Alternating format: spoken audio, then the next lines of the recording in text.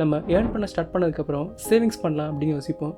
ஆனால் சேவிங்ஸ் பண்ணால் மட்டும் போதுமா அப்படின்னு பார்த்தா இல்லை, இன்வெஸ்ட்மெண்ட்டும் பண்ணணும். சேவிங்ஸ் அப்படின்னா என்னென்னா நம்ம கிட்ட இருக்க மணியை சேஃபாக ஒரு இடத்துல வைக்கிறது, லைக் பேங்க் அக்கௌண்ட்டில் போட்டு வைக்கிற மாதிரி. இன்வெஸ்ட்மெண்ட் அப்படின்னா என்னென்னா மணியை stocks, mutual funds, real estate அப்படின்னு அசட்ஸில் போடுறது தான் இன்வெஸ்ட்மெண்ட். இதில் ரிஸ்க் அதிகம், அதே மாதிரி ரிட்டர்ன்ஸும் அதிகம். இன்வெஸ்ட்மெண்ட்டில் தான் ரிஸ்க் அதிகமாக இருக்கே, அப்போது சேவிங்ஸ்லேயே போடலாமே அப்படின்னு தோணும். ஆனால் ப்ராப்ளம் என்னென்னா இன்ஃப்ளேஷன்.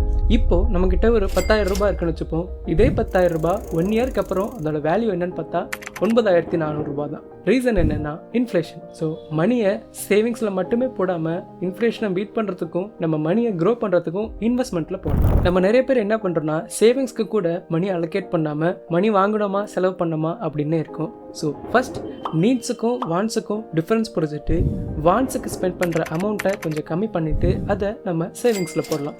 ஸோ சேஃப்டிக்காக ஃபர்ஸ்ட் மணியை சேவ் பண்ணுங்கள். தென் இன்ஃப்ளேஷனை பீட் பண்ணுறதுக்கும் நம்ம மணியை க்ரோ பண்ணுறதுக்கும் மணியை இன்வெஸ்ட் பண்ண ஸ்டார்ட் பண்ணுங்கள். ஸோ இந்த மாதிரி உங்களுக்கும் ஷார்ட் ஃபார்ம் வீடியோஸ் எடிட் பண்ணணும்னா எனக்கு இன்ஸ்டாகிராமில் டிஎம் பண்ணுங்கள்.